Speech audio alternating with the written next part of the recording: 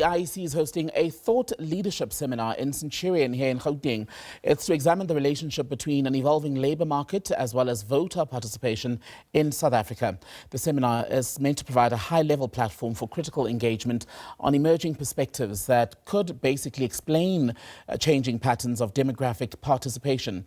Professor Isaac Khambule is a professor of political economy with the University of Johannesburg, joining us to get your bite at the cherry. Prof, we appreciate your time on SABC News. Is it about time that this particular issue, the link between, shall we say, the labour market, unemployment in particular in the country, as well as participation or eagerness, interest in voting, is examined? Oh, good day, Thembekile, and to all the SABC viewers. And definitely, this is an issue that we're supposed to examine a long time ago.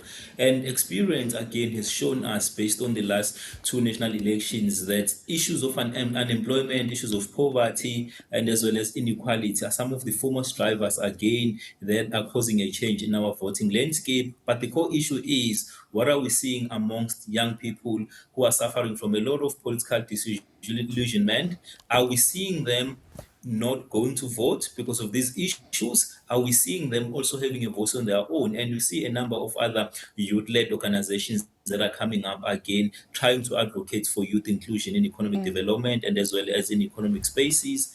And so far, I think there haven't been a number of studies that have done really trying to link all these core issues. And there's been an interesting blur, hasn't there, Professor? Because when you think broadly on issues of employment, unemployment, the labour market, broadly those are not matters that are supposed to be covered, let's say, in a local government election where the focus in theory is more on the delivery of basic services, clean streets, lights that work, etc., municipal services. But here we are, that line has been blurred now. So how do you detangle or untangle that?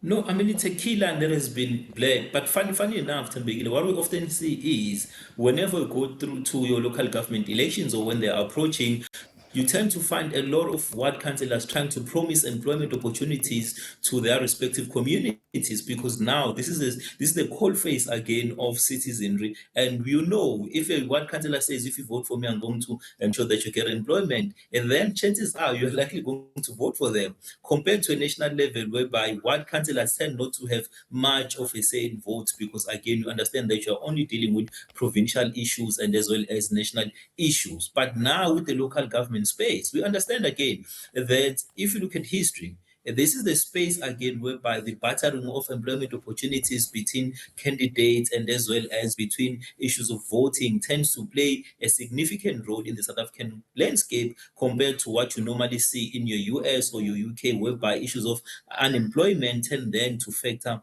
mainly within the national elections. So when the IEC then embarks on a dialogue such as what's going on today, what ultimately, realistically, can the people in the room do about the issue? I think we just need to go beyond the people in the room, because we need to ask ourselves, are young people in those particular spaces where they can voice out their frustrations and they can also indicate some of the core interventions that they feel that the IEC and as well as political parties need to make? And in addition to that, again, it is where the IEC is supposed to be working together with political parties again in trying to ensure that this is not the space that we're going to battle for jobs with political vote, but it should be a space for dialogue then to look at who has the best economic policies that will promote employment and as well as also meaningful participation of the youth in the economy, through them being able to be afforded opportunities to start their own businesses. And the broken promises of political parties, politicians, is something that you touched on just now. So what level of responsibility do we give to them for ultimately the disillusionment that then leads to younger people perhaps losing interest and choosing to stay away from the polls, be it in a local government election or even the general vote? I think much of the blame here needs to go to certain political parties. particularly political parties, again, that utilize their proximity to power as a way of battering for votes. Because we can blame the IEC, but we understand the IEC is just the electoral body. The people who are supposed to ensure that young people go out and vote for them are the candidates that are standing up for certain political positions. Because at the end of the day, their positions and as well as employment issues are based on what political parties promise. It is not the IEC that makes promises. And this is where, again, we need to ensure that when we see issues of low voter turnout, it is not an issue of the IEC. It is the issue, again, that shows a lack of trust in political parties and the issue of a lack of alternative political parties that young people can identify with. And we've seen voter participation overall drop through these successive elections post the 1994 period, perhaps more alarmingly from about 2021. At what point does apathy or a failed, shall we say, system of promises from the parties to the electorate, when does that become a threat to the democratic process itself? Because ultimately that's what it comes down to when we vote, determining the future and the governance of this country. I think it's always been a threat, and currently it is the ultimate threat. Because what I often say is, when you see people torching municipal cars, torching municipal buildings, there is a vote of no confidence against whichever political party is in power at their particular respective municipalities. And it is also a vote of no confidence against the leadership. So what do we do then in that particular case? I think this is where we are supposed to have frank dialogues to ensure that those who are elected again are going to account to the communities that voted for them rather than accounting to their respective political parties, because citizens now feel as if it is an issue of disillusionment. It is also an issue of not being respected by those who they've put into power. So the issue of which party you come from needs to stop as soon as voting is done. Those who are elected must ensure that they deliver services to all citizens and ensure that they can gain trust then in relation to service delivery and as well as promoting the kinds of jobs that are supposed to be promoted in municipalities. Final question from me then, Professor Khambule. Do you think that changing the system of voting itself or how we elect public representatives would help to get or regain the lost confidence in the electoral process?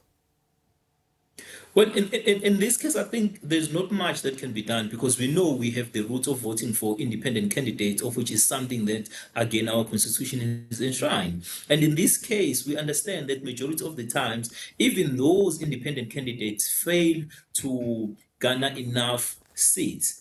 And this is where, again, we need to be having important discussions as to how do we then improve the local government landscape? How do we also ensure broader representation of even your smaller parties or independent candidates so that we can give them more voices? Because we know for a fact that more and more people are becoming independent candidates within the local government space. And quite soon, I think probably in the next 5 or 10 years or so, it is likely to be the case that we'll start having a larger share of people voting for independent candidates rather than your traditional political party structures, of which may likely improve, again, issues of accountability. Isaac Khambule, a pleasure to talk to you. That's Isaac Khambule, Professor of Political Economy at the University of Johannesburg, speaking to us about a seminar, a leadership seminar that is being held in Centurion by the IEC. They basically are looking at the relationship between the country's evolving labour market and voter turnout, with the local government election coming up in November. A key discussion, no doubt.